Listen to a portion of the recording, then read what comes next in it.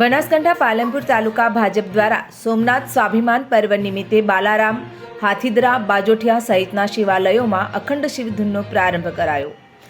તાલુકા ભાજપ પ્રમુખ સહિત ભાજપના આગેવાનોએ શિવ મંદિરોમાં પૂજા અર્ચના કરી તો દેશના વડાપ્રધાન નરેન્દ્ર મોદી 11 જાન્યુઆરીએ સોમનાથ ખાતે સોમનાથ સ્વાભિમાન પર્વની ઉજવણી કરશે.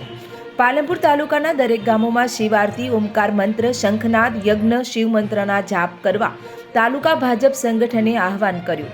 ત્યારે બાલારામ મહાદેવના મંદિરે 72 કલાક અવિરતપણે શિવ મંત્રનો પ્રારંભ કરાયો. પાલનપુર તાલુકામાં સોમનાથ સ્વાભિમાન પર્વની ઉજવણી શરૂ કરાઈ તો 11 જાન્યુઆરી સુધી તાલુકાના તમામ શિવ મંદિરોમાં શિવ ભક્તિના વિવિધ કાર્યક્રમો યોજાશે.